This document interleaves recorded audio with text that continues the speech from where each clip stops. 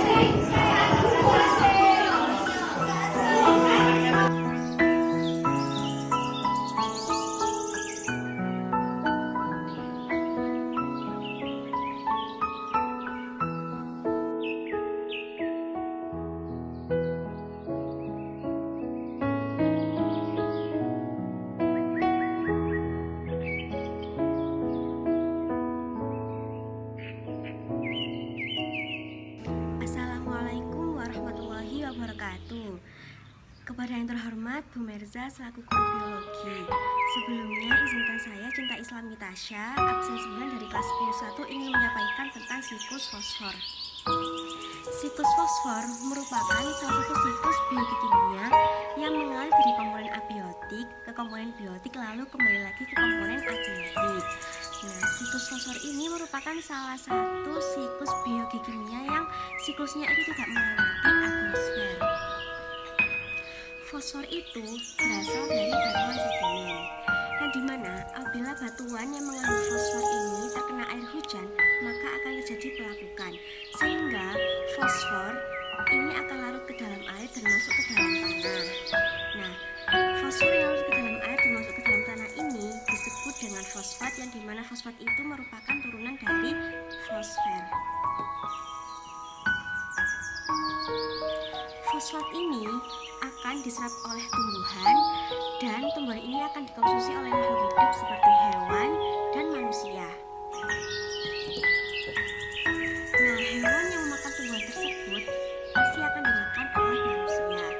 Nah, ketika tumbuhan, hewan, manusia itu mati, maka akan mengalami peristiwa dekomposisi atau yang bisa disebut sebagai pembusukan yang dibantu oleh dekomposer dan akan menjadi detritus. Nah, setelah menjadi detritus ini akan kembali lagi menjadi fosfat. Nah, fosfat yang ada di dalam air tadi itu pasti akan ikut terbawa ke dalam lautan, lalu akan menumpuk dan menjadi batuan lagi.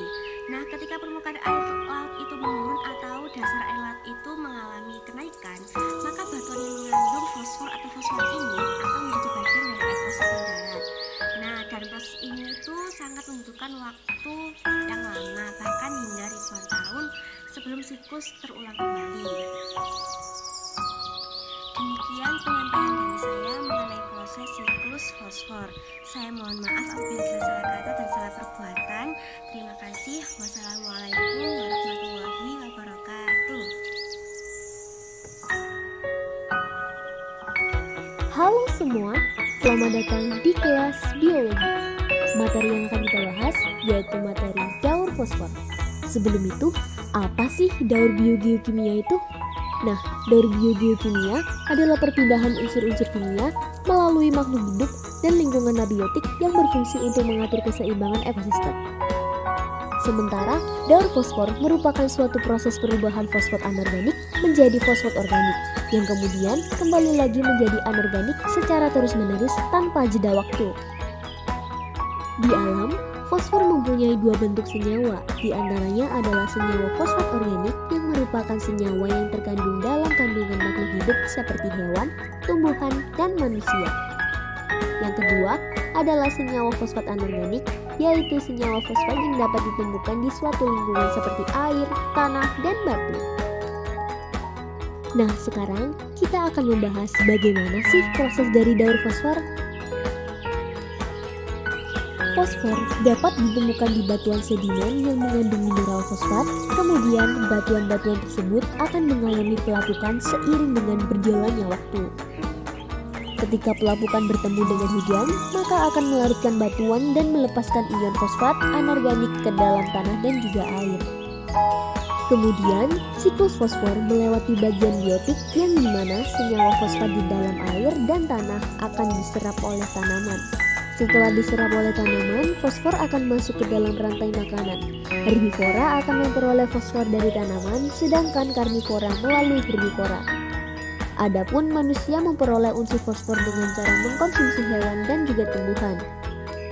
Ketika makhluk hidup mati, maka sisa-sisa tubuhnya akan mengalami dekomposisi yang dimana dekomposer atau detritivor akan menguraikan sisa-sisa tubuh dari makhluk hidup menjadi lebih sederhana, termasuk unsur fosfor yang kembali ke dalam bentuk senyawa fosfor organik. Selanjutnya, siklus fosfor memasuki tahapan mineralisasi. Fosfat organik dalam tanah akan dipecah oleh bakteri menjadi bentuk senyawa fosfat anorganik. Proses tersebut dapat menjadikan unsur fosfor dapat digunakan kembali oleh tumbuhan. Tidak semua fosfor kembali ke tanah dan dapat langsung digunakan kembali. Mayoritas unsur fosfor terbawa oleh limpasan air ke sungai dan berakhir di lautan.